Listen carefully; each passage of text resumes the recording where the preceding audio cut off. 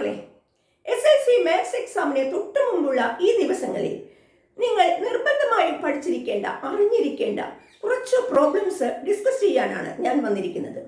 കഴിഞ്ഞ 5 question paper 25 model, 24 23 public and model എന്നീ 5 question പേപ്പറുകളിൽ repeat ചെയ്ത് ചോദിച്ചിരിക്കുന്ന, ആവർത്തിച്ച് ചോദിച്ചിരിക്കുന്ന കുറച്ച് പ്രോബ്ലംസ് ആണ് ഈ ഡിസ്കഷന് വേണ്ടി ഞാൻ ഉപയോഗിച്ചിരിക്കുന്നത്. ഞാൻ ലളിത ലേൺ വിത്ത് ലളിത ടീച്ചറിൻ്റെ ഇന്നത്തെ ക്ലാസ്സിലേക്ക് ഏവർക്കും സ്വാഗതം. മാത്തമാറ്റിക്സ് വിഷമമുള്ള കുട്ടികൾക്ക് പോലും ഈസിയായി മാർക്ക് നേടാൻ സാധിക്കുന്ന പ്രോബ്ലംസ് ആണ് മീഡിയൻ അഥവാ മധ്യമം കാണുക എന്നുള്ളതും അതുപോലെ സൂചക സംഖ്യകൾ അടയാളപ്പെടുത്തുക എന്നുള്ളതും. ഈ 2 വിഭാഗം പ്രോബ്ലംസുമാണ് നാം ഇന്ന് ഡിസ്കസ് ചെയ്യുന്നത്. നമുക്ക് ആദ്യം 25 മോഡൽ എക്സാമിനെ ചോദിച്ച ഒരു 3 മാർക്കിന്റെ ക്വസ്റ്റ്യൻ ആണിത്. എന്താണ് ചോദിച്ചിരിക്കുന്നത്? 29, 34, X, 36, 39 എന്നിവ 5 കുട്ടികൾക്ക് ഒരു പരീക്ഷയിൽ കിട്ടിയ മാർക്കുകളാണ്. അവർ തന്നിരിക്കുന്നത് മധ്യമ മാർക്ക് 34, മീഡിയൻ മാർക്കാണ് 34, 34 എങ്കിൽ X എത്ര എന്നതാണ്. എങ്ങനെയാണ് ഒരു മീഡിയൻ കണ്ടുപിടിക്കുക? മീഡിയൻ മാർക്ക് അല്ലെങ്കിൽ മധ്യമ മാർക്ക് മധ്യമം കണ്ടുപിടിക്കുന്നതിനെ നമുക്ക് തന്നിരിക്കുന്ന അളവുകളെ ചെറുതിൽ നിന്ന് വലുതിലേക്ക് അസെൻഡിങ് ഓർഡറിൽ എഴുതിയാൽ അതിൽ മധ്യത്തിൽ വരുന്ന അളവാണ് മധ്യമ മാർക്ക്. അങ്ങനെയാണെങ്കിൽ ആദ്യം നാം പരിശോധിക്കേണ്ടത് ഇത് ചെറുതിൽ നിന്ന് വലുതിലേക്കാണോ എഴുതിയത് എന്നാണ്. എക്സിന്റെ അളവ് അറിയില്ലെങ്കിൽ പോലും എക്സ് മധ്യമം 34 എന്നറിയാം. ഇത് ചെറുതിൽ നിന്ന് ബാക്കി അളവുകളൊക്കെ ചെറുതിൽ നിന്ന് വലുതിലേക്ക് തന്നെയാണ് എഴുതിയത് അല്ലേ? എങ്കിൽ മധ്യമം 34 ആണെങ്കിൽ 5 എണ്ണത്തിൽ മധ്യത്തിലുള്ളത് എത്രാമനായിരിക്കും? 5 എണ്ണത്തിൽ മധ്യത്തിലുള്ളത് ഇവിടെയും 2 ഇവിടെയും 2 പോയാൽ പിന്നെ ഈ 3ാമത്തെ ആയിരിക്കും മധ്യത്തിലുള്ളത്. ക്ലിയർ? ആദ്യം മനസ്സിലാക്കേണ്ടത് മധ്യത്തിലുള്ളതാണ് എക്സ് എന്നുള്ളതാണ്. എങ്കിൽ മധ്യമം എക്സ് ആണ്, മധ്യമ മാർക്ക് എക്സ് ആണ്. എങ്കിൽ ആ എക്സിന്റെ വിലയാണ് അവർ തന്നിരിക്കുന്നത് 34. ഇത്രയല്ലേ ഉള്ളൂ, വളരെ സിമ്പിൾ അല്ലേ? മധ്യമ മാർക്ക് മീഡിയൻ മാർക്കാണ് എക്സ്, ആ എക്സ് ആണ് 34 എന്ന് തന്നിരിക്കുന്നത്. നെക്സ്റ്റ് ബി ക്വസ്റ്റ്യൻ ചോദിച്ചിരിക്കുന്നത് ഈ 5 കുട്ടികളുടെ കൂടെ ഒരു കുട്ടിയും കൂടി വന്നു ചേർന്നു 41 മാർക്കാണ് ആ കുട്ടിക്ക്. അങ്ങനെയാണെങ്കിൽ ആ അളവുകളുടെ മധ്യമ മാർക്ക് എത്രയായിരിക്കും എന്നാണ്. അതായത് നമ്മുടെ ഡാറ്റ എങ്ങനെയായി മാറും? 29, 34, എക്സ് 34 ആണ്, 36, 39, 41 മാർക്ക് എഴുതേണ്ടത് ലാസ്റ്റ് ആണ് അല്ലേ? ഇതിൽ ഏറ്റവും വലിയ അളവായതുകൊണ്ട്. ഇനി ഈ മാർക്കുകളുടെ മധ്യമ മാർക്ക് എന്നാണ്. അപ്പൊ ഇതിൽ എത്ര എണ്ണം ഉണ്ട് നോക്കുക. എണ്ണം 6 എണ്ണമാണ്. എണ്ണം 6 ആണെങ്കിൽ മധ്യത്തിൽ ഒരെണ്ണമാണോ 2 എണ്ണമാണോ വരിക? മധ്യത്തിൽ ഒറ്റ സംഖ്യ ആണെങ്കിൽ ഒരെണ്ണവും, ഓഡ് നമ്പർ ആണെങ്കിൽ ഒരളവും, ഇരട്ട സംഖ്യ ആണെങ്കിൽ 2 അളവും വരും. ഏതൊക്കെയാണ് ഇതിലെ മധ്യത്തിൽ വരുന്ന 2 മാർക്കുകൾ നോക്കുക. ഇവിടെ 2 എണ്ണം വിട്ടു, ഇവിടെ 2 എണ്ണം വിട്ടാൽ ബാക്കി മധ്യത്തിൽ അല്ലേ? അതായത് മധ്യമ മാർക്ക് കാണുന്നതിന് നമ്മൾ ചെയ്യേണ്ടത് 2 എണ്ണം ഉണ്ടെങ്കിൽ അവയുടെ ശരാശരിയാണ്. മീഡിയൻ മാർക്ക് കാണുന്നതിന് 2 അളവുകൾ ഉണ്ടെങ്കിൽ അവയുടെ തുകയുടെ പകുതി കാണുക. അതായത് 34 + 36/2. ക്ലിയർ? ഇതിപ്പോ നിങ്ങൾക്ക് കൃത്യമായിട്ട് പെട്ടെന്ന് പറയാൻ പറ്റും. ഇതിൽ ഇടയിലുള്ള സംഖ്യ അതായത് 34 36 കൃത്യം മധ്യത്തിൽ 35 ആണ്. അങ്ങനെ കണ്ടുപിടിച്ചാലും മതി. മധ്യമ മാർക്ക് 35 എന്ന് കിട്ടും. അല്ലെങ്കിൽ ആവറേജ് കാണുന്ന രീതി 34 36 കൂട്ടിയാൽ 70/2, 70ന്റെ പകുതി 35 എന്ന് കിട്ടും. 25 മോഡൽ എക്സാമിനെ, നമ്മുടെ കഴിഞ്ഞ മോഡൽ എക്സാമിന് വന്നൊരു ക്വസ്റ്റ്യൻ ആണിത്. നമുക്ക് തന്നിരിക്കുന്നത് 25 ആൾക്കാരുടെ ഭാരമാണ്, വെയിറ്റ് ആണ് തന്നിരിക്കുന്നത് അല്ലേ? ഈ ടേബിളിൽ തന്നിരിക്കുന്ന അളവുകൾ വെയിറ്റ് ആണ്. നമ്മളോട് മധ്യമം ചോദിച്ചിട്ടുണ്ട്. മധ്യമം ഭാരം എത്ര എന്ന് ചോദിച്ചിട്ടുണ്ട്. 10ാമത്തെ ആളുടെ ഭാരം, പിന്നെ അതേപോലെ മധ്യമമായി വരുന്നത് എത്രാമത്തെ?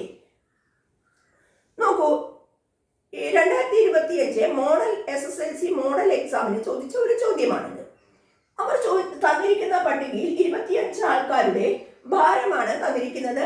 ഇതിലെ ഫസ്റ്റ് ക്വസ്റ്റ്യൻ, എത്രാമത്തെ ആളുടെ ഭാരമാണ് മധ്യമമായി വരുന്നത്? 2. 10ാമത്തെ ആളുടെ ഭാരം എത്ര? മൂന്നാമത് മധ്യമഭാരം കണ്ടെത്തുക. ഈ 3 ചോദ്യങ്ങൾക്കാണ് നമ്മൾ ആൻസർ എഴുതേണ്ടത്. അങ്ങനെയാണെങ്കിൽ നിങ്ങൾ ശ്രദ്ധിക്കേണ്ടത് ഈ ചെയ്യുന്ന രീതി പല അധ്യാപകരും പഠിപ്പിച്ചിരിക്കുന്നത് പല രീതിയിലായിരിക്കും.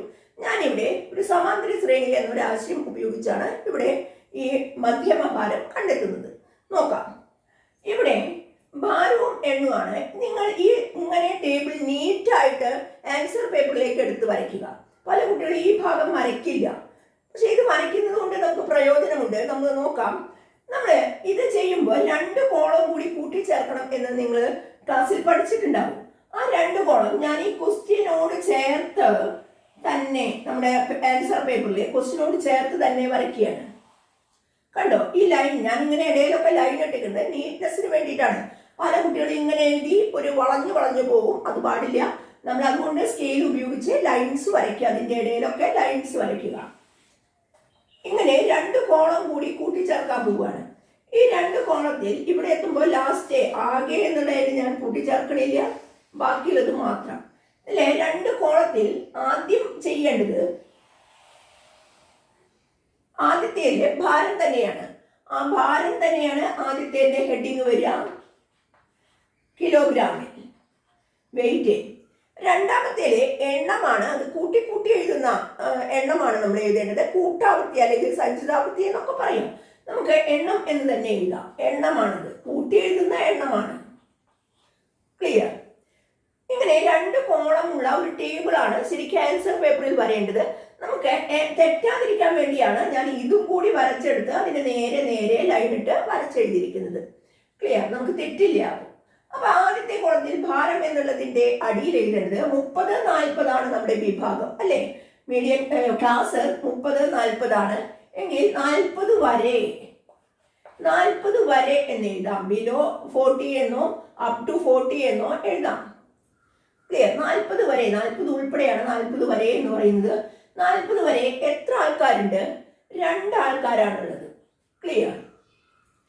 ഇനി ഇതിന്റെ നേരെ എഴുതുന്നതിന്റെ കാര്യമാണിത്.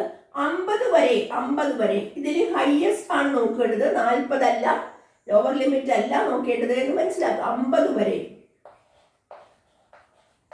വരെ അപ് ടു 50. നമുക്ക് ഈ 2 ഇവിടെ എഴുതിയിട്ടുണ്ട്. അതിനോട് കൂടി ഇതിന്റെ നേരെയുള്ള 4 കൂടി ചേർക്കാം. 40, 50 ക്ലാസ്സിൽ 4 ആൾക്കാരുണ്ട്. ആ 2, 4, 6 ആണ് എഴുതേണ്ടത്. 2 + 4 6. അതേപോലെ 60 വരെ 60 കിലോ ഭാരം വരെ എത്ര ആൾക്കാരുണ്ട്? ഇതുവരെയുള്ള എല്ലാവരും ഉണ്ടാവും. ഇവരെല്ലാവരും ഉണ്ടാവും. അതായത് 2, 4, 3 കൂട്ടേണ്ടി വരും. ക്ലിയർ? ഇവിടെ 2, 4 കൂട്ടി എഴുതി വെച്ചിട്ടുണ്ട് 6. അതിനോട് കൂടി 3 കൂടി കൂട്ടുക. 6, 3, 9. ക്ലിയർ ആണല്ലോ, അല്ലേ? ഇനി 70 70 കിലോ ഭാരം വരെ എത്ര ആൾക്കാരുണ്ട് ഗ്രൂപ്പിൽ? 70 കിലോ ഭാരം വരെ 9നോട് ഇതിന് നേരെയുള്ള 5 കൂടി കൂട്ടുക. ഈ ക്ലാസ്സിലുള്ള 5 കൂടി കൂട്ടുക. 9ഉം 5ഉം 14. നെക്സ്റ്റ് 80 കിലോ ഭാരം വരെ 80 വരെ എത്ര ആൾക്കാർ വരും? 14നോട് കൂടി ഈ 7ഉം കൂടി 14 + 7 21, അല്ലേ? ഇനി 90 വരെ ഈ 21നോട് കൂടി 4ഉം കൂടി കൂട്ടി 25. ഇവിടെ എത്തുമ്പോൾ നമ്മൾ ശ്രദ്ധിക്കണം, നമുക്ക് തന്ന ആകെ എണ്ണമല്ലേ ഇവിടെ വരുന്നത് എന്ന് ശ്രദ്ധിക്കണം. 25. ക്ലിയർ? ഇവിടെ ആകെ തന്നിട്ടില്ലെങ്കിൽ നമ്മൾ ആദ്യം ചെയ്യേണ്ടത് ഇതൊക്കെ ഒന്ന് കൂട്ടിയിടുക എന്നുള്ളതാണ്. ആ കൂട്ടിയിടുന്ന ആ ടോട്ടൽ എണ്ണം തന്നെയായിരിക്കണം നമ്മളിവിടെ അവസാനിക്കണം. അല്ലെങ്കിൽ നമ്മുടെ കൂട്ടിലെ എവിടെയോ തെറ്റിയിട്ടുണ്ട് എന്ന് മനസ്സിലാക്കണം. ക്ലിയർ ആയില്ലേ? അപ്പൊ 25 വരെ ഇത്രയും ടേബിൾ വരച്ചു കഴിഞ്ഞാൽ തന്നെ നമുക്ക് ഒരു മാർക്കായി കഴിഞ്ഞു. ഇനി ചോദ്യം ഇതാണ്, നമ്മുടെ 10ാമത്തെ കുട്ടിയുടെ മാർക്ക് എത്ര എന്നാണ് ആദ്യത്തെ ചോദ്യം. മധ്യമം എത്രാമത്തെ കുട്ടിയുടെ ഭാരമാണ്, മാർക്കല്ല, സോറി, ഭാരമാണ്. നമ്മുടെ ചോദ്യം, ആദ്യത്തെ ചോദ്യം മധ്യമ ഭാരം എത്രാമത്തെ ആളുടെ ഭാരമായിരിക്കും എന്നാണ്. മധ്യമ ഭാരം എത്രാമത്തെ ആളുടെ ഭാരമായിരിക്കും? 25 പേരാണ് ഉള്ളതെങ്കിൽ എത്രാമത്തെ ആളുടെ ഭാരമായിരിക്കും മധ്യത്തിൽ 25 പേരിൽ എത്രാമത്തെ ആളാണ് മധ്യത്തിൽ വരിക എന്നാണ്. ക്ലിയർ? എത്രാമത്തെ ആളാണ് മധ്യത്തിൽ വരിക? 25 ആൾക്കാരിൽ. കണ്ടുപിടിക്കാൻ നിങ്ങൾക്ക് വിഷമമുണ്ടെങ്കിൽ 25നോട് 1 കൂട്ടിയിട്ട് അതിന്റെ പകുതി കാണാം. 25ന്റെ അടുത്ത എണ്ണസംഖ്യ 26. 26ന്റെ പകുതി, അതായത് 13 എന്ന് വരും. 13ാമത്തെ, അപ്പൊ ക്വസ്റ്റ്യൻ നമ്പർ എയുടെ ആൻസർ 13ാമത്തെ ആളുടെ മധ്യമ ഭാരം 13ാമത്തെ ആളുടെ ഭാരമാണ്. 13ാമത്തെ ആളുടെ ഭാരമാണ് എന്ത്? മധ്യമ ഭാരം. ക്ലിയർ? ഇതാണ് ഈ ക്വസ്റ്റ്യന്റെ ആൻസർ. എത്രാമത്തെ ആളുടെ ഭാരമാണ്? എങ്ങനെ കണ്ടെത്തുക മനസ്സിലായല്ലോ. ടോട്ടൽ എത്ര പേരുണ്ട് നോക്കാം. 25 ആണ്. 25 മധ്യത്തിൽ എത്രാമനായിരിക്കും എന്നാണ് ചോദ്യം. 25 ഭാരങ്ങൾ ഉണ്ടെങ്കിൽ അതിൽ മധ്യത്തിലുള്ളത് 26ന്റെ പകുതി, അതായത് 13ാമത്തെയാണ്. ഇവിടെ ഇരട്ട സംഖ്യയാണെങ്കിൽ 2 പേരുടെ ഭാരം വരും. മുമ്പത്തെ എക്സാമ്പിളിൽ പറഞ്ഞ പോലെ തന്നെ അപ്പോഴും മധ്യത്തിലുള്ള 2 പേരുടെ ഭാരങ്ങളുടെ ശരാശരി എടുക്കേണ്ടി വരും. പക്ഷെ ഇവിടെ ഒറ്റ സംഖ്യയാണ്, ഓഡ് നമ്പറാണ്. ഓഡ് നമ്പർ ആണെങ്കിൽ മധ്യത്തിൽ ഒരാൾ മാത്രമേ വരുള്ളൂ. അത് 13ാമത്തെ ആളുടെ ഭാരമായിരിക്കും മധ്യത്തിൽ. ക്ലിയർ ആണല്ലോ അല്ലെ? ഇനി ചോദ്യം, നെക്സ്റ്റ് ചോദ്യം, 10ാമത്തെ ആളുടെ ഭാരം എത്ര എന്നാണ്. നോക്കൂ, നമ്മളിവിടെ എഴുതിയത് 9 ആൾക്കാരുടെ ഭാരം വരെ 60 കിലോ അതിന്റെ താഴെയുമായിട്ട് 9 ആൾക്കാരുണ്ട്. ഇപ്പൊ തീർച്ചയാണല്ലോ 9 ആൾക്കാർ കഴിഞ്ഞിട്ടാണ് 10ാമത്തെ ആൾ വരുന്നത്. ഇതെന്താണ് ഇതിന്റെ അർത്ഥം? 9 ആൾക്കാരുടെ ഭാരം 60 കിലോയോ അതിനേക്കാൾ താഴെയുമാണ്. 9 ആൾക്കാർ കഴിഞ്ഞ് 10ാമത്തെ ആളുടെ ഭാരം തൊട്ട് 14ാമത്തെ ആൾ ഉൾപ്പെടെയുള്ളവരുടെ ഭാരം എത്രയാണ്? 70 കിലോനടുത്താണ്. 70 കിലോ ഈ ഗ്ലാസ്സിലാണ്. അതായത് 60നും 70നും ഇടയ്ക്കാണ് എത്ര? 10ാമത്തെ ആൾ തൊട്ട് 14ാമത്തെ ഉൾപ്പെടെയുള്ള ഭാരം. അതായത് 10ാമത്തെ ആളുടെ ഭാരം അല്ലെ, 10ാമത്തെ ആളുടെ ഭാരം കാണുന്നതിനെ ഈ ക്ലാസ്സിൽ 60, മീഡിയം ക്ലാസ് ഇതാണ്. മീഡിയം ക്ലാസ് പലപ്പോഴും ചോദിക്കാറുണ്ട് 60-70 ആണ്. മീഡിയം ക്ലാസ് 60-70, മധ്യമ വിഭാഗം 60-70. കാരണം 13ാമത്തെയാണ് ഇതുള്ളത്. ഇതിലെ 13 എന്ന് പറയുന്നത് ഇതിന്റെ ഇടയിലാണ്. അതുകൊണ്ട് ഈ 13 ഈ ക്ലാസ് ആണ് മധ്യമ ക്ലാസ്. മധ്യമം എന്ന് പറയുന്നത് 13ാമത്തെ ആളുടെ ഭാരമാണ്. 13 എന്ന് പറയുന്നത് ഈ ക്ലാസ്സിലാണ് വരുന്നത്. ക്ലിയർ ആണല്ലോ അല്ലെ? ആ 10ാമത്തെ ആളുടെ ഭാരം എന്ന് പറയുന്നത് 60-70, അതായത് 10 കിലോ വെയിറ്റ് 5 പേർക്ക് തുല്യമായി ഭാഗിക്കുന്നു എന്നാണ് നമ്മുടെ അസംഷൻ. 10 കിലോ ഭാരം 5 ഈ ക്ലാസിന്റെ വിട്ട്, അതായത് 10 എത്ര പേർക്ക്? 5 പേർക്ക് ഡിവൈഡ് ചെയ്ത് കൊടുക്കുകയാണ്. അങ്ങനെയാണെങ്കിൽ ഓരോരുത്തർക്കും എത്ര വീതം ഡിവൈഡ് ചെയ്ത് കൊടുക്കും? 10 5 പേർക്കാണെങ്കിൽ ഒരാൾക്ക് 2 വീതം കിട്ടും. 10/5 ഇതിന്റെ ഡിഫറൻസ് 70 - 60 10/5, അതായത് 2 കിലോ വീതം വ്യത്യാസത്തിലാണ് ഈ ഗ്രൂപ്പിലുള്ള ആൾക്കാരുടെ വെയിറ്റ് എന്ന് നമ്മുടെ അഭ്യൂഹം, നമ്മുടെ സങ്കല്പം. ക്ലിയർ? അസംഷൻ അതാണ്. എന്ത്? 10 ആൾക്കാരുടെ ഭാരം, 10 കിലോ ഭാരം 5 പേർക്കാണ് നമ്മൾ തുല്യമായി ഡിവൈഡ് ചെയ്ത് കൊടുക്കുന്നത്. എങ്കിൽ നമ്മൾക്ക് 10ാമത്തെ ആളുടെ ഭാരം കാണുന്നത് എങ്ങനെയെന്ന് നോക്കാം. ഇതിൽ വല്ല പ്രശ്നമില്ലല്ലോ അല്ലെ? എന്തെങ്കിലും മനസ്സിലാവാത്ത പോയിന്റ് ഉണ്ടോ? നമ്മൾ ആദ്യം ടേബിൾ എഴുതുന്നു.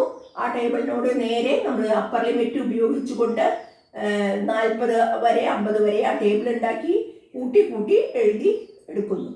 എണ്ണം എത്രയാണോ അതിന്റെ പകുതി മധ്യത്തിൽ കാണുന്നതിനെ എണ്ണം 3 നമ്പർ ആണെങ്കിൽ അതിനോട് 1 കൂട്ടി അതിന്റെ പകുതി കാണുന്നു. 25 3 26, 26ന്റെ പകുതി 13 അല്ല മധ്യമം. പല കുട്ടികളും പരീക്ഷാ പേപ്പറിൽ 13 എന്ന് എഴുതി കാണാറുണ്ട്. മധ്യമം സമം 13 എന്ന് എഴുതി അവസാനിപ്പിക്കുന്നവരുണ്ട്. അങ്ങനെയല്ല, 13ാമത്തെ ഭാരമാണ് മധ്യമ ഭാരം എന്നുള്ളതാണ്. 13ാമത്തെ ഭാരമാണ് മധ്യമ ഭാരം. ഇനി 10ാമത്തെ ആളുടെ ഭാരം എത്ര എന്ന് ചോദിച്ചപ്പോഴാണ് നമ്മൾ മനസ്സിലാക്കിയത് എത്ര കുട്ടികൾ, എത്ര ആളുടെ? 9 ആൾക്കാരുടെ ഭാരം വരെ 60 കിലോയോ അതിനേക്കാൾ താഴെയോ ആണ്. 9 ആൾ കഴിഞ്ഞിട്ടാണ് 10ാമത്തെ ആള്. അപ്പൊ 10ാമത്തെ ആളുടെ ഭാരം മുതൽ 14ാമത്തെ ആളുടെ ഭാരം വരെ ഈ ഗ്രൂപ്പിലാണ് വരുന്നത്. 60നും 70നും ഇടയ്ക്കായിട്ടാണ് വരുന്നത്. അത് എത്ര എന്നറിയുന്നതിന് നമ്മൾ അടുത്ത ബി പാർട്ട് നമുക്കൊന്ന് ചെയ്ത് നോക്കാം. അപ്പോൾ നാം പറഞ്ഞത് ഇതാണ്, മധ്യമം എന്ന് പറയുന്നത് 13ാമത്തെ ഭാരമാണ്, ആളുടെ ഭാരമാണെന്നും മധ്യമ വിഭാഗം 60-70 എന്ന വിഭാഗമാണെന്നും പറഞ്ഞു കഴിഞ്ഞതാണ്. ക്ലിയർ? 10ാമത്തെ ആളുടെ മുതൽ 9 വരെയാണ് 60ന് താഴെയുള്ളത്, 60-60ന് താഴെയുള്ളത്. 10ാമത്തെ ആളുടെ ഭാരം മുതൽ 14ാമത്തെ ആളുടെ ഭാരം വരെ 5 പേരുണ്ടാവും. ആ 5 പേരുടെ ഭാരം എത്ര വീതം കൂടും? എങ്ങനെ കാണും? 60 ആവുമ്പോൾ 70 മൈനസ് 60/5 10/5 2 വീതം കൂടുന്ന ഒരു സമാന്തര ശ്രേണിയിലാണ് എന്നാണ് നമ്മുടെ സങ്കല്പം. അരിത്മെറ്റിക് സീക്വൻസിലാണ്. അതായത് 10ാമത്തെ ആളുടെ ഭാരം കാണുന്നതിന് നമുക്ക് മറ്റൊരു മാർഗമുണ്ട്. 10ാമത്തെ ആളാണ് സ്റ്റാർട്ടിങ് അല്ലേ, ആദ്യത്തെ ആളായിട്ട് ആ ഗ്രൂപ്പിലുള്ള ആദ്യത്തെ ആള്. 10ാമത്തെ ഭാരം എന്ന് പറയുന്നത് കിട്ടുന്നതിന് നമുക്ക് 60-70 ഗ്രൂപ്പ് അല്ലേ, 60-70 ഗ്രൂപ്പ് ആണെങ്കിൽ 60നോട് കൂടി എത്ര കൂട്ടണം? ഈ 2 വീതമാണല്ലോ കൂടുന്നത്, അതിന്റെ പകുതി കൂട്ടണം. 60നോട് കൂടി 2ന്റെ പകുതി, 2ആണ് കൂടുന്നത്. ക്ലിയർ? അവിടെ 2ന്റെ പകുതി 1 കൂട്ടണം. അതായത് 61 കിലോനാണ് 10ാമത്തെ ആളുടെ ഭാരം. ആദ്യത്തെ ആളുടെ മാത്രം എടുക്കുമ്പോൾ നമ്മൾ എന്ത് ചെയ്യണം? 2 വീതം കൂടുകയാണെങ്കിൽ അതിന്റെ പകുതി ആദ്യത്തേനോട് കൂടി ഈ ലിമിറ്റിനോട് കൂടി കൂട്ടിച്ചേർക്കണം. അതായത് 10ാമത്തെ ആൾക്ക് 61 കിലോ, 11ാമത്തെ ആൾക്ക് 61 2 വീതം കൂടി 63, 12ാമത്തെ ആൾക്ക് 65, 13ാമത്തെ ആൾക്ക് 67, 14ാമത്തെ ആൾക്ക് 69. ക്ലിയർ? ഇങ്ങനെയാണ് വരിക. ഇതൊക്കെ കിലോനാണ് കേട്ടോ. 10ാമത്തെ ആള് തൊട്ട് 5 പേര്, ഇവിടെ 10, 1, 2, 3, 4, 5 പേര്. 10ാമത്തെ ആള്, 11ാമത്തെ ആളുടെ ഭാരം, 12ാമത്തെ നിൽക്കുന്ന ആളുടെ ഭാരം, 13ാമത്തെ, 14ാമത്തെ 5 പേരുടെ ഭാരങ്ങള്. ഇത് നമുക്ക് കണക്കിന് വിഷമമുള്ള കുട്ടികളാണെങ്കിൽ ഇങ്ങനെ എഴുതി നോക്കുക, കൂട്ടി നോക്കുക. ആദ്യത്തെ ആളുടെ ഭാരം കാണുന്നതിന് 60-70 ആണെങ്കിൽ ക്ലാസ് ഇതിനോട് കൂടി 60നോട് കൂടി എത്ര കൂട്ടണം? 2ആണ് കൂട്ടേണ്ടത്. എന്താണ് 2 എന്ന് പറയുന്നത്? 60ഉം 70ഉം തമ്മിലുള്ള വ്യത്യാസം 10 കിലോ വ്യത്യാസം. 10 കിലോ വ്യത്യാസം 5 പേർക്ക് എങ്കിൽ ഒരാൾക്ക് 10/5 2. ഇങ്ങനെയുള്ള ഒരു ഐഡിയയിൽ അത് മനസ്സിലാക്കി വെച്ചാൽ മതി. എങ്കിൽ അതിന്റെ പകുതി 1 ആണ് ആദ്യത്തെ ആളുടെ ഭാരം. 60നോട് 1 കൂട്ടി 61ൽ നിന്ന് തുടങ്ങുന്ന ഒരു സമാന്തര ശ്രേണിയാണ് ഇത് അല്ലേ. 2 വീതം കൂടി പോകുന്ന ഒരു സമാന്തര ശ്രേണിയാണ്. എങ്കിൽ അവസാനത്തെ 69 അവസാനിക്കും. 60-70 ആണല്ലോ, അതിന്റെ ഇടയിൽ വേണം ഭാരങ്ങളൊക്കെ. ക്ലിയർ ആയല്ലോ? അതായത് നമുക്ക് പറയാൻ പറ്റുന്നത് 10ാമത്തെ ആളുടെ ഭാരം 61. ക്ലിയർ? എങ്കിൽ നമ്മളുടെ അടുത്ത ചോദ്യം മധ്യമഭാരം എത്ര എന്നാണ്. നമുക്കറിയാം മധ്യമഭാരം 13ാമത്തെ ആളുടെ ഭാരമാണ്. 13ാമത്തെ ആൾക്ക് നമ്മൾ എഴുതി വെച്ചിരിക്കുന്ന 67 എന്നാണ്, 67 കിലോ. അതുകൊണ്ട് നമുക്കറിയാം മധ്യമഭാരം സമം 67 കിലോ എന്ന് വരും. മനസ്സിലായല്ലോ? അപ്പൊ ഈ ഒരു അസംഷനാണ് നമ്മളെ ഈ ഉത്തരത്തിലേക്ക് നമ്മളെ നയിക്കുന്നത്. സമാന്തര ശ്രേണി എന്നൊരു ആശയത്തിൽ നേരിട്ട് വെറുതെ ഫോർമുല എഴുതി ചെയ്യണേക്കാൾ മനസ്സിലാക്കി ചെയ്താൽ ഇത് വളരെ സിമ്പിളാണ്. ക്ലിയർ? 2024 SSLC പരീക്ഷയ്ക്ക് വന്ന ഒരു ക്വസ്റ്റ്യൻ ആണിത്. ജോലിക്കാരുടെ വയസ്സും അവരുടെ എണ്ണവും ആണ് കൊടുത്തിരിക്കുന്നത്.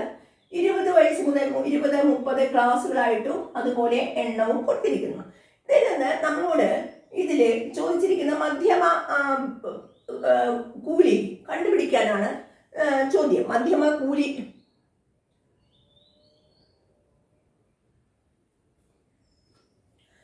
ഇതിൽ നിന്ന് നമ്മളോട് ചോദിച്ചിരിക്കുന്നത് എത്രാമത്തെ വർക്കർ, എത്രാമത്തെ ജോലിക്കാരന്റെ വയസ്സാണ് മധ്യമമായി എടുക്കുന്നത്. രണ്ടാമത്തെ ചോദ്യം മധ്യമ വയസ്സ് കണ്ടെത്തുക. നമ്മൾ കഴിഞ്ഞ പ്രാവശ്യം പറഞ്ഞ പോലെ തന്നെ ഇത് പെട്ടെന്ന് ചെയ്തെടുക്കാം. നമുക്ക് നോക്കാം. നമ്മൾ പറഞ്ഞു ക്വസ്റ്റ്യൻ പേപ്പറിലുള്ള ഈ ടേബിള് വരച്ചെടുക്കുക. നമുക്ക് തെറ്റാതിരിക്കാൻ വേണ്ടിയിട്ടാണ്. അത് ചെയ്യണം എന്ന് നിർബന്ധം ഉണ്ടായിട്ടല്ല, നമുക്കൊരു തെറ്റ് വരില്ല എന്ന്, അബദ്ധം പറ്റില്ല എന്നുള്ള ഉറപ്പിക്കാൻ വേണ്ടിയിട്ടാണ്. എന്നിട്ട് ഇതിനെ നേരെ തന്നെ 2 കോളം കൂടി വരയ്ക്കുകയാണ്. സ്കെയിൽ ഉപയോഗിച്ച് വരയ്ക്കുക നിങ്ങൾ കേട്ടോ, അല്ലെങ്കിൽ വളഞ്ഞു പോകും. നമ്മൾ വരയ്ക്കുന്നത് ഇത് നമ്മുടെ ആൻസറിൻ്റെയാണ്. നമ്മൾ വരയ്ക്കുന്നത് ഏതാണ്? വയസ്സും എണ്ണം തന്നെയാണ് നമ്മൾ ഹെഡിങ് കൊടുക്കുന്നത്. വയസ്സ്, എണ്ണം കൂട്ടാവൃത്തിയാണ്. അത് എണ്ണം കൂട്ടി എഴുതുന്ന എണ്ണമാണ് എന്ന് മനസ്സിലാക്കണം കേട്ടോ. വയസ്സ് എങ്ങനെ ഇത് എഴുതാം? നമുക്കൊന്ന് ഒരുമിച്ച് ചെയ്ത് നോക്കാം. ഇത് നമ്മൾ ആദ്യം പറയേണ്ടത്, നമ്മൾ എഴുതുമ്പോൾ ആൻസർ എഴുതുമ്പോൾ ഈ ടേബിളിൽ നിന്ന് എഴുതുമ്പോൾ ഹെഡിങ് കൊടുക്കേണ്ടത് 30 വയസ്സ് വരെ എന്നാണ്. 30 30ൽ താഴെ എന്നുള്ള അർത്ഥത്തിലാണ് 30 വരെ. സിമ്പിളായി അപ് ടു 30 എന്ന് എഴുതിയാൽ മതി. Up to 30. നമുക്ക് ആദ്യത്തെ ഇത് അതുപോലെ തന്നെ എടുത്ത് എഴുതണം. 9 ക്ലിയർ. പിന്നെ 40 വരെ ഈ രണ്ട് ഗ്രൂപ്പും വരും അല്ലേ. 40 വരെ, 40 താഴെ എത്ര ആൾക്കാരുണ്ടായിരുന്നു? ഈ 9ഉം 10ഉം 19 പേര്. അതായത് 9നോട് ഇതിനോട് ഇത് ചേരുക, അപ്പൊ 19. നെക്സ്റ്റ് 50 വരെ, ഈ 19നോട് കൂടി ഈ 8 കൂടി കൂട്ടുക, 19ഉം 8ഉം 27. നെക്സ്റ്റ് 60 വരെ 27ഉം 5ഉം, 27ഉം ഇതിന് നേരെയുള്ള 5ഉം, 27ഉം 5ഉം 32. 70 വരെ 32ഉം 1ഉം 33. ഇനി നമുക്ക് ഇവിടെ 33 കിട്ടി, നമ്മൾ സമാധാനിച്ചിരിക്കല്ലേ. നമ്മൾ ഇതൊന്ന് കൂട്ടിയിട്ട് നോക്കാം. 9ഉം 10ഉം 19ഉം 8ഉം 27ഉം 5ഉം 32ഉം 1ഉം 33. കൃത്യമായി കൂട്ടിയിടുക. കാരണം ഈ 33 തന്നെയല്ലേ ഇവിടെ വന്നിരിക്കണേന്ന് ഉറപ്പിക്കണം നമ്മൾ. അല്ലെങ്കിൽ നമുക്ക് ചിലപ്പോൾ ഇത് ഇവിടെ കൂട്ടി എഴുതുമ്പോൾ തെറ്റ് വരാൻ സാധ്യതയുണ്ട്. അത് പല കുട്ടികളും വരാറുള്ളതാണ്. അവർ ഇവിടെ തന്നെ തെറ്റിയാൽ ബാക്കി എല്ലാ ആൻസറുകളും നമുക്ക് തെറ്റിപ്പോകും. അതുകൊണ്ട് ടോട്ടൽ എണ്ണം എഴുതുമ്പോൾ ശ്രദ്ധിക്കുക കേട്ടോ. അങ്ങനെയാണെങ്കിൽ നമുക്കറിയാം 33 പേരാണ്. ചോദ്യം, എത്രാമത്തെ ആളുടെ വയസ്സാണ് മധ്യമ വയസ്സ് എന്നാണ് ആദ്യത്തെ ചോദ്യം. എത്രാമത്തെ ആളുടെ വയസ്സാണ്? 33 പേരിൽ മധ്യത്തിലുള്ള ആര്? എത്രാമത്തെ ആളാവും മധ്യത്തിൽ? 33. പെട്ടെന്ന് പറയൂ. 33 പേരുണ്ടെങ്കിൽ അതിൽ എത്രാമനായിരിക്കും മധ്യത്തിൽ? ഞാൻ പറഞ്ഞു 33നോട് അടുത്ത എണ്ണൽ സംഖ്യ 34. 34ന്റെ പകുതി 17 അല്ലേ. അപ്പൊ അതായത് മധ്യമ വയസ്സ് 17ാമത്തെ ആളുടെ വയസ്സായിരിക്കും. അതാണ് 17ാമത്തെ ആളുടെ വയസ്സ്. ഇങ്ങനെ തന്നെ എഴുതുക. 17ാമത്തെ ആളുടെ വയസ്സാണ് മധ്യമ വയസ്സ്. ക്ലിയർ? മധ്യമ വയസ്സ് എത്രാമത്തെ ആളുടെ വയസ്സ് എന്നാണ്? 17ാമത്തെ ആളുടെ വയസ്സ്. ബി, മധ്യമ വയസ്സ് കണ്ടെത്തുക എന്നാണ്. മധ്യമ വയസ്സ് കണ്ടെത്താൻ പറയുമ്പോൾ നമ്മൾ ചെയ്യേണ്ടത് ഈ 17ാമത്തെ ആളുടെ വയസ്സാണ് കാണാൻ പറയുന്നത്. 17 ഏത് ഗ്രൂപ്പിലാണ് ഇതിൽ വരിക എന്ന് നോക്കുക. 9 പേര് കഴിഞ്ഞാൽ പിന്നെ 19. 9 കഴിഞ്ഞാൽ 10ാമത്തെ തൊട്ട് 19ാമത്തെ ആൾ വരെ, 19 ഉൾപ്പെടെ 19ാമത്തെ ആൾ ഉൾപ്പെടെ ഈ ക്ലാസ്സിലാണ് വരിക. 30-40 ക്ലാസ്സിലാണ്. ക്ലിയർ? അതായത് 9ാമൻ കഴിഞ്ഞ് 10ാമത്തെ ആള് മുതൽ 19ാമത്തെ ആളുടെ വയസ്സ് വരെ ഏത് വിഭാഗത്തിലാണ്? 30-40 ആണ് മധ്യമ വിഭാഗം. ക്ലിയർ? അപ്പൊ മധ്യമ വിഭാഗം 30-40 ആണ് എന്ന് മനസ്സിലായി കഴിഞ്ഞു. മധ്യമ വിഭാഗം നമ്മളോട് ചോദിച്ചിട്ടില്ല എങ്കിൽ പോലും നമുക്ക് എഴുതാം. പലപ്പോഴും ചോദിക്കാറുണ്ട്. ഏതാണ്? 30-40 ആണ് മീഡിയൻ ക്ലാസ്. മധ്യമ വയസ്സ് ഈ ക്ലാസ്സിനാണ് ഉൾപ്പെടുക. അതായത് നമുക്ക് കിട്ടുന്ന ആൻസർ 30നേക്കാൾ കൂടുതലും 40നേക്കാൾ കുറവുമായിരിക്കണം എന്നർത്ഥം. ക്ലിയർ? ഇനി നമുക്ക് എത്രാമത്തെ ആളുടെ വയസ്സ് മുതൽ 10ാമത്തെ ആളുടെ വയസ്സ്? 9 കഴിഞ്ഞാൽ അടുത്ത ആള് 10ാമനാണ് അല്ലേ. 10ാമത്തെ ആളുടെ വയസ്സ് മുതൽ 19ാമത്തെ ആളുടെ വയസ്സ് വരെ എത്ര പേരുണ്ട് അതിലെ? ഇവിടെ നോക്കുക, 10 പേരുണ്ട്. 10 പേര് 10 വയസ്സിന്റെ വ്യത്യാസത്തിലാണ്. 10 വയസ്സ് 10 പേർക്കാണ് ഡിവൈഡ് ചെയ്ത് കൊടുക്കേണ്ടത് അല്ലേ. 10 വയസ്സ് 30-40 തമ്മിൽ 10 വയസ്സാണ് ഡിഫറൻസ്. ആ 10 വയസ്സ് 10 പേർക്കാണെങ്കിൽ ഓരോരുത്തരുടെ വയസ്സ് തമ്മിലുള്ള വ്യത്യാസം 1 വയസ്സ് വീതം എന്നാണ് സങ്കല്പം. ക്ലിയർ? ഇതൊരു അസംഷനാണ്. അങ്ങനെയാണെങ്കിൽ ഈ 10ാമത്തെ ആളുടെ വയസ്സ് മുതൽ 19ാമത്തെ ആളുടെ വയസ്സ് വരെ ഏത് 1 വീതം കൂടുന്ന സമാന്തര ശ്രേണിയിലാണ്. ക്ലിയർ? അതാണ് നമ്മുടെ അസംഷൻ. പറഞ്ഞത് ഇവിടെ എഴുതിയിരിക്കുന്നത് മധ്യമ വിഭാഗം 30-40 ആണ്. 30 വയസ്സിനും 40 വയസ്സിനും ഇടയ്ക്കാണ്. എത്ര പേര്? 10 പേരുടെ വയസ്സ് 30നും 40നും ഇടയ്ക്കാണ്. എങ്കിൽ നമുക്ക് ഓരോരുത്തർക്കും കൂടുന്നത് 40 - 30 ബൈ എണ്ണം കൊണ്ട് ഹരിച്ചു 10. 10/10 1 വീതം കൂടുന്നു. 10 പേരുടെ വയസ്സ് 1 വീതം കൂടുന്നു. ക്ലിയർ? ഇനി 10ാമത്തെ ആൾ മുതൽ എത്രാമത്തെ ആൾ വരെയാണ് നമ്മൾ പറഞ്ഞത്? 19ാമത്തെ ആൾ വരെ അല്ലേ. അത് 19ാമത്തെ ആൾ ഉൾപ്പെടെയാണ് പറഞ്ഞത്. എങ്കിൽ ആദ്യം ആ ഗ്രൂപ്പിലുള്ളത് 10ാമത്തെ ആളാണ്. ആ 10ാമത്തെ ആളുടെ വയസ്സ് കാണുന്നതിന് നമ്മൾ എന്തായാലും ഇത് കണ്ടുവെക്കണം. ചിലപ്പോൾ ചോദ്യമായിട്ട് ചോദിക്കാം. ചോദ്യമായിട്ട് ചോദിച്ചില്ലെങ്കിലും അതിലെ ആ ഗ്രൂപ്പിലുള്ള ആദ്യത്തെ ആള് 10ാമത്തെ ആളാണ്. ആളുടെ വയസ്സ് എന്ന് കാണുന്നതിന് ഈ ക്ലാസ് ഉണ്ടല്ലോ 30-40, അതിലെ ലോവർ ലിമിറ്റ് 30നോട് കൂടി ഏത് കൂടണം? ഇതിന്റെ പകുതി, 1ന്റെ പകുതി അല്ലേ. അതായത് 30.5 വയസ്സ്. 30.5 ക്ലിയർ? 30.5 30 എന്തേ വേണമെങ്കില്ല. എങ്കിൽ 10ാമത്തെ ആള് 30.5 എങ്കിൽ നമുക്ക് മധ്യമ വയസ്സ് എന്ന് പറയുന്നത് എത്രാമത്തെ ആളുടെ വയസ്സാണെന്നാണ് നമ്മൾ കണ്ടുപിടിച്ചത്? 17ാമത്തെ ആളുടെ വയസ്സ് അല്ലേ? അപ്പൊ 10ാമത്തെ വയസ്സ് 30ാണ്. പിന്നെ എത്ര വീതം കൂടുന്നു? 1 വീതം കൂടുന്നു. 31.5, 32.5 ആ സമാന്തര ശ്രേണിയാണ്. ഇനി കുറെ കൂടുതലുണ്ടെങ്കിൽ നിങ്ങൾക്ക് സമാന്തര ശ്രേണിയുടെ ആശയം ഉപയോഗിച്ച് ഇതിലെ എത്രാമത്തെയാണ് കാണുന്നത്, എത്ര പൊതുവ്യത്യാസം കൂടണം എന്ന ആശയം ഉപയോഗിച്ച് നമുക്ക് ചെയ്യാം. 10 എണ്ണാക്കിയാണെങ്കിൽ നമുക്ക് കണക്കിന് വിഷമമുള്ള കുട്ടികൾക്ക് വേണമെങ്കിൽ ഇങ്ങനെ എഴുതി നോക്കി കൂട്ടാം. 30 കൂടി കൂട്ടി എഴുതാം. 33.5, 34.5 1 വീതം കൂട്ടാം. 35.5, 36.5, 37.5, 38.5. നോക്കൂ എത്രയായി? 1, 2, 3, 4, 5, 6, 7, 8, 9, 39.5. ഇനി നോക്കൂ മധ്യമ വയസ്സ്. നമ്മൾ സമാന്തര ശ്രേണിയിലെ ആശയം ഉപയോഗിച്ച് ഇതിലെ പദം കണ്ടെത്തേണ്ട ഉപയോഗിച്ച് നമുക്ക് ചെയ്യാം. ഞാൻ കണക്കിന് വിഷമമുള്ളവർക്കും കൂടി പറയുക കാരണമാണ് ഇങ്ങനെ കൂട്ടി എഴുതുന്നത്. അപ്പൊ അങ്ങനെയാണെങ്കിൽ 19ാമത്തെ ആളുടെ വയസ്സാണ്. 17ാമത്തെ ആളുടെ വയസ്സ് 17ാമത്തെ വയസ്സാണ്. നോക്കുക 17ാമത്തെ, ഇത് 10ാമത്തെയാണ്, ഇത് 11ാമത്തെയാണ്. അങ്ങനെയാണെങ്കിൽ 10, 11, 12, 13, 14, 15, 16, 17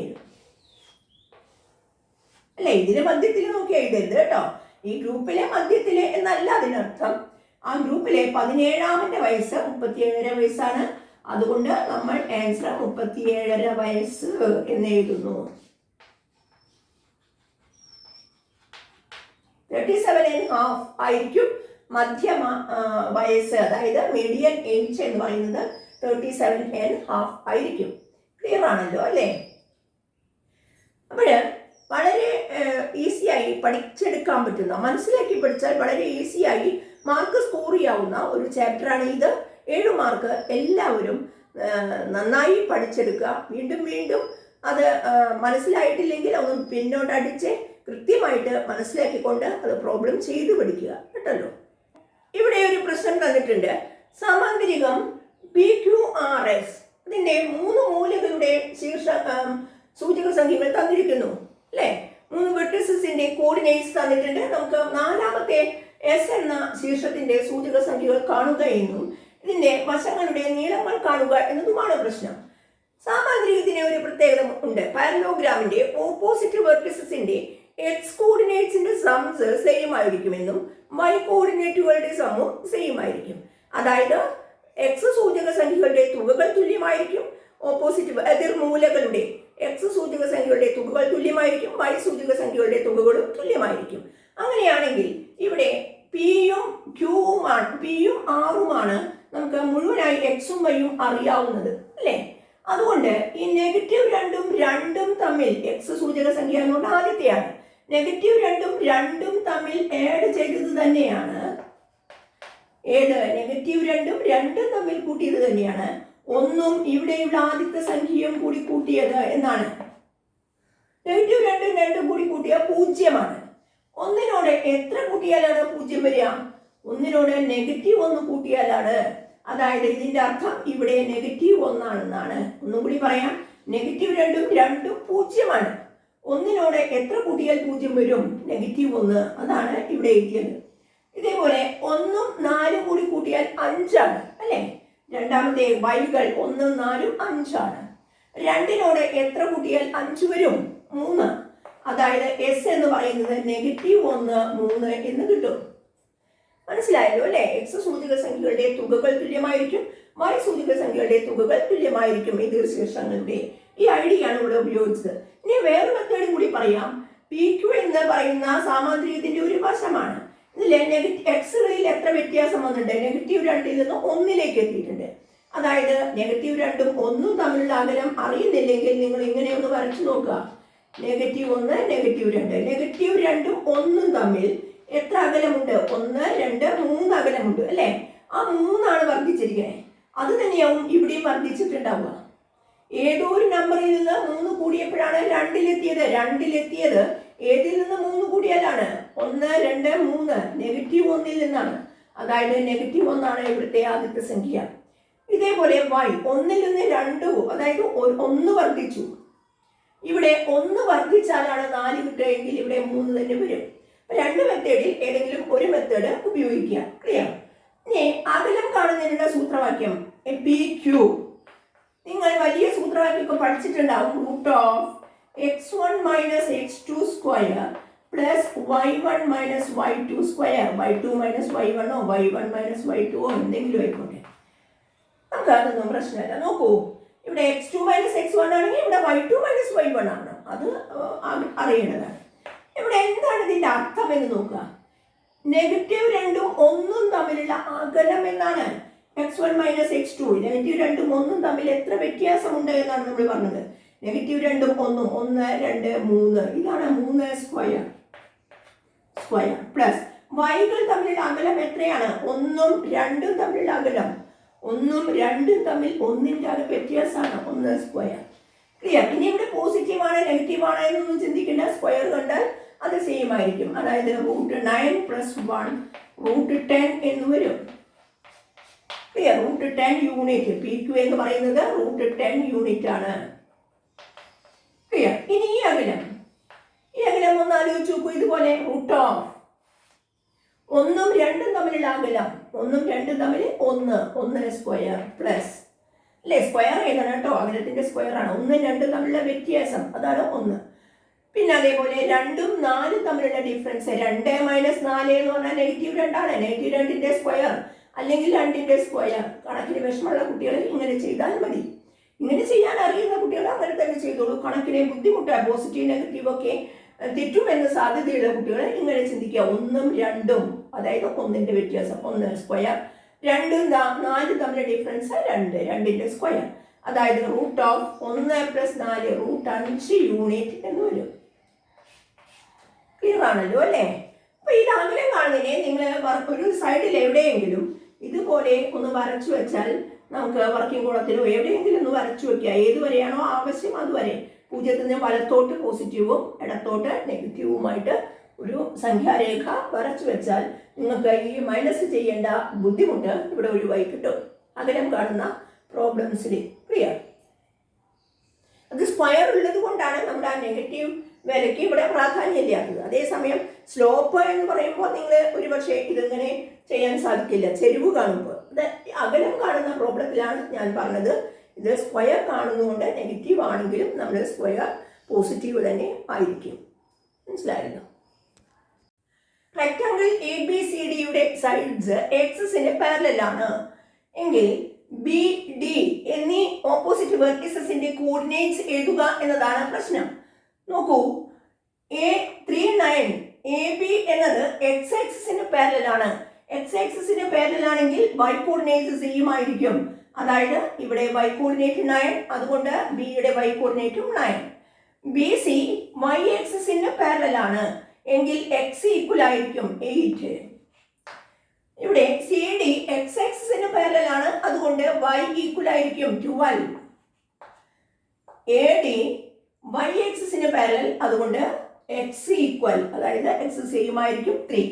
അതായത് നമുക്ക് കിട്ടിയത് B89 D312. ഇനി അടുത്ത നെക്സ്റ്റ് ക്വസ്റ്റ്യൻ സൈഡ്സ് കാണുക എന്നതാണ്. A മുതൽ B വരെയുള്ള ഡിസ്റ്റൻസ് എന്ന് പറയുന്നത് 3ഉം 8ഉം തമ്മിലുള്ള ഡിഫറൻസ് ആണ്. 9 സെയിമാണ്. അതായത് എക്സുകൾ തമ്മിലുള്ള ഡിഫറൻസ് 3ഉം 8ഉം തമ്മിലുള്ള ഡിഫറൻസ് 5 യൂണിറ്റ്. അതുപോലെ BC എന്നുള്ളത് BC y ആക്സിസിന് പാരലലാണ്, അതുകൊണ്ട് x സെയിം ആയിരിക്കും. വൈകൾ തമ്മിലുള്ള ഡിഫറൻസ് 9ഉം 12ഉം തമ്മിലുള്ള ഡിഫറൻസ് 3 യൂണിറ്റ്. ക്ലിയർ? അതായത് സൈഡ്സ് 5 യൂണിറ്റും 3 യൂണിറ്റും. ഇപ്പോൾ കണക്കിന് വിഷമമുള്ള കുട്ടികൾ പോലും ഒഴിവാക്കാൻ പാടില്ലാത്ത 2 പാഠങ്ങളായിരുന്നു, 2 ചാപ്റ്റേഴ്സാണ്. സ്ഥിതിവിവരക്കണക്ക്, സ്റ്റാറ്റിസ്റ്റിക്സ്, അതുപോലെ സൂചക സംഖ്യകൾ എന്നുള്ള 2 ചാപ്റ്റേഴ്സ്. ഇതിൽ നിന്നുള്ള പ്രോബ്ലംസാണ് നാം ഡിസ്കസ് ചെയ്തത്. ഓരോ പ്രോബ്ലം 1-2 പ്രോബ്ലം വീതമാണ് നമ്മൾ ചെയ്തത്. കൂടുതൽ ലെങ്തിയായി പോകും വീഡിയോ. അതുകൊണ്ട് നിങ്ങൾ ഇത് സ്പീഡ് കൂടിയിട്ടുണ്ടെങ്കിൽ ഒന്ന് ബാക്ക് അടിച്ച് കാണുമല്ലോ. കൂടുതൽ എക്സാമ്പിളുകൾ പ്രാക്ടീസ് ചെയ്യുക. നന്നായി ചെയ്യാൻ സാധിക്കട്ടെ.